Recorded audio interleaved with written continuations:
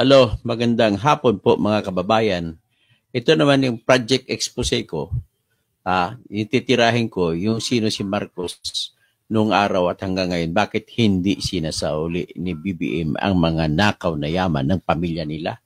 Hoy, mga magnanakaw na Marcos, isauli nyo na po pera ng bayan. Yun lamang po ang aking hiling. At pag ginagawa niyan, sasaludo ako sa inyo. So, ngayon, isa naman ang video documentary na ipipresenta ko sa inyo.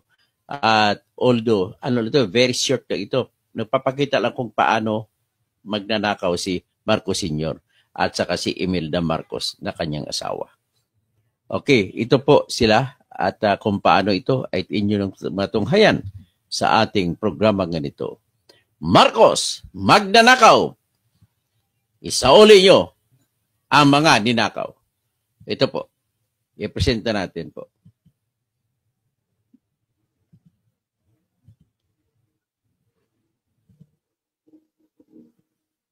Video file. Video.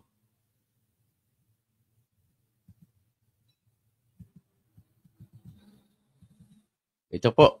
It was during his first term as president when the late strongman Ferdinand Marcos opened his first bank account in Switzerland. Kita, nanalo po siya nung presidente noong 1965 na eleksyon.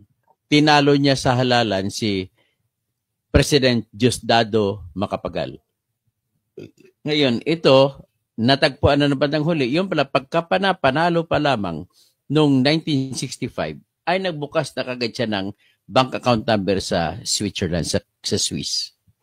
Yan. At the Credit Suisse Bank in Zurich, Marcos kept an account under the name Ang bangko ay Credit Suisse. Okay, ang bangko nakapangalan sa William Saunders. Pero may aka Ferdinand E. Marcos. Yan po nakalagay. William Saunders. The money in the account, $950,000 US. But his salary during his first term as president was... Magkano yung unang hulog? Ulitin natin.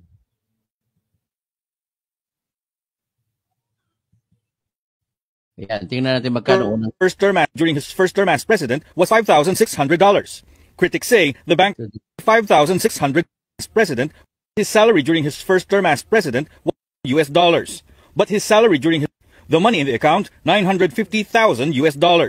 But $950,000 US dollars ang unang halaga ng pondo na diniposito ni Marcos sa Swiss Credit Bank. So tandaan niyo yan. Yan muna ang yan ang klaro ha. At hindi niya ito masusuporta ng kanyang kita sa kanyang pagtrabaho, sweldo sa kanyang pagiging presidente, sa kanyang pagiging abogado na hindi naman siya sikat na abogado, at lahat na pinagkikitaan niya.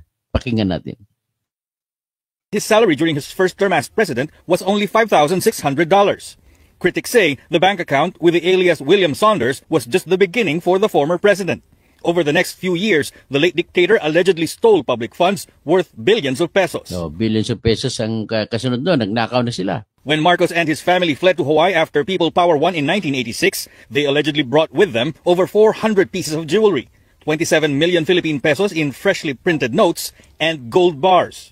International human rights lawyer Ruben Carranza served as commissioner of the Presidential Commission on Good Government from 2001 to 2004. For him, one of the strongest proofs of the ill-gotten wealth of the Marcoses was when Switzerland returned the money from the bank account. Kita mo nagdeposito sila sa Credit Suisse o sa Swiss Bank ng $683 million. Compute natin sa peso, magkano ba yan? I-multiply lang natin sa 50 pesos. So, $653 million times 50.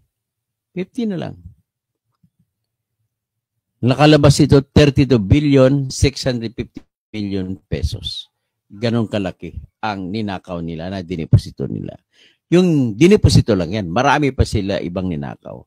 Pag tapos ni Marcos na masipa, tinitingnan hindi bababa sa $10 billion ang ninakaw niya sa Pilipinas.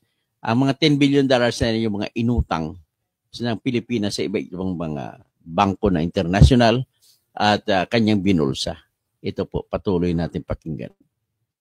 Of the Marcoses to the Philippines in 2003. Dinala ko yung desisyon na yan sa Switzerland. Pinakita namin yan sa Ministry Justice ng Switzerland at nagpirmahan kaming kasunduan na na-identify sa mga Marcos bank accounts was $683 million. $683 million noong time na yun. As former President Marcos already died in 1989, the Philippine government decided to give a four-feature case against the Marcoses before the Supreme Court. The Philippine Ito natalo ang Marcos government, mga Marcos na pamilya sa Supreme Court forfeiture case. Bubuksan nga natin yung forfeiture case na yan. At papakita ko sa inyo kung magkano ang napatunayan na dapat nakikitain na lang nila ng mga Marcos.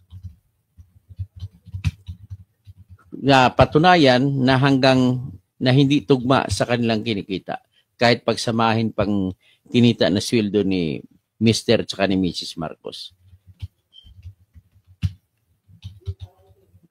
Okay. Ito yung kaso na Ferdinand R. Marcos Jr. versus Republic of the Philippines at represented by the PCGG. So, Emilda din ang hiwalay na kaso versus the Republic of the Philippines din. So, itong kasong ito ay na-desisyonan noong April 25, 2012 sa GR number o case number na GR number 189434. So, dito, ipakita ko sa inyo ang kaso mamaya pagkatapos natin presenta ng itong kan. Pero nevertheless, banggitin ko lamang kung magkano ang nanakaw nila. Dito, towards the end ng decision, tatingnan ko.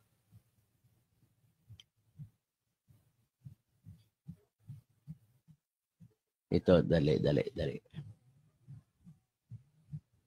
O, dito na patunayan na ang kinita lamang ng mga Marcos ay ito, may total dito.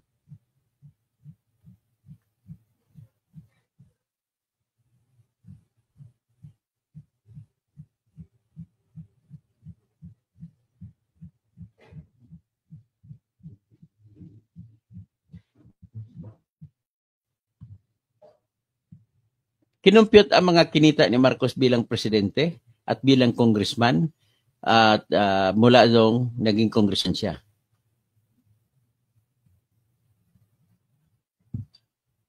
At kinumpyut din ang kinita ni Mrs. Marcos at ang layo-layo at hindi tumugma yung $683 million doon sa Swiss Bank. So kaya dahil doon ay nagdesisyon ng Supreme Court ng Pilipinas na ibigay na sa pamahalaan yung perang yun. So, sa ngayon, na nag-uusap tayo, ito lang po ang yung total amount. So, the date contained in the ITRs and balance sheets filed by Marcoses are summarized in Schedule C and D, submitted by the Republic. Schedule A showed that from 1965 to 1984, the Marcoses reported a total income of 16,408,442 pesos or $2,214,484. Ganun lang kalaki ang income nila. Pero saan nanggaling? Ang tanong, saan nanggaling ang $683 million na dineposito sa Swiss Bank? Yun na lang pinag-usapan natin. Marami pa po silang ibang ninakaw. So ito pa lang hindi nila mapapaliwanag na Marcos. Dahil pa dito sa mga ginanakaw ito, sapat na ba ito na patawarin na lang natin sila at hinalal pa natin ang anak nila, si Bongbong Marcos? Nakakaasar, di ba? O ito, pakinggan natin. On the case. May batas ang Pilipinas na pwede mong bawiin ang nakaw na yaman ng mga opisyal ng gobyerno kung maipapakita na yung kanilang assets ay lubhang mas malaki kaysa sa lehitimong income nila bilang mga opisyal. Some of the properties the Marcoses allegedly owned at the height of their power included the apartments in the exclusive Olympic Towers on Fifth Avenue in New York, the 40 Wall Street property in New York, now known as the Trump Building. Trump Building, binili yan ni Donald Trump sa mga Marcos. Several works of art by noted masters such as Pablo Picasso and jewelry pieces estimated to be worth around $8 million. The alleged ill-gotten wealth of the Marcoses is estimated to be around $10 billion. But tracing the Marcos millions has never been easy. For every motion na pinafile ng PCGG, halimbawa, merong 20 motion na ihahain ng mga Marcos. And it wasn't even serious motions. Mga abogado, pag ang kliyente nyo kahit magnanakaw, wala na kayong pakialam. dinipensa ni si Imelda Marcos. Kada motion na sasampa ng PCGD, nagsampa na sa isa mahigit 100 motion na naman ang pagsagot niyo. Ibig sabihin, bakit tayo mga abogado, bakit ganun ang ugali natin? Kapag may kliyente kayo, hindi niyo sinasaalang-alang kung saan nanggaling yung pera na dinipensa niyo. Ito. It's just to delay, to change lawyers. That causes what? 1 year, 2 years of delay. Struggles in recovering the Marcos millions, Carranza said history will always have a way in showing the truth. Ang importanteng tandaan na ang kasaysayan kasi hindi maibabago. History always has a way of reflecting the truth at some point, in the future. Those who survived the Marcos dictatorship and the families of those who did not survive the Marcos dictatorship can do is to make sure that the memories of those who survived, the memories of those who died. Maraming salamat, Attorney Ruben Carranza, sa dedikasyon mo na pinakita para sa kasong ito at alam ko mahal na mahal mong Pilipinas. Nakikita natin si Attorney Ruben Carranza, batang-bata pa dito. Yung mukha niya napakabata pa.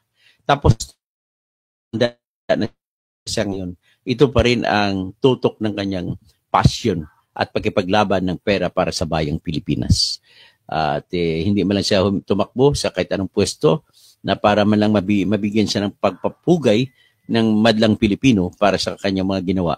Uniambang napakalaki po ng kanyang kontribusyon na para mabawi ng Pilipinas ang $683 million mula sa Credit Suisse. Sino naman si William Saunders? Ulitin ko lang, si William Saunders ay pangalan na ginamit ni Mr. Ferdinand Edwin Marcos Sr. na sa pagbukas ng account sa bank, sa Credit Suisse Bank o sa Swiss Bank. At nagpanggap siya na siya ay si William Saunders. Parang kagaya kay Sara Duterte. Nagpanggap na siya nagbigatos. So, ito si Marcos. Yung kay Sara, mapatawad ko yun. Kasi confidential fund yun para sa intelligence operation.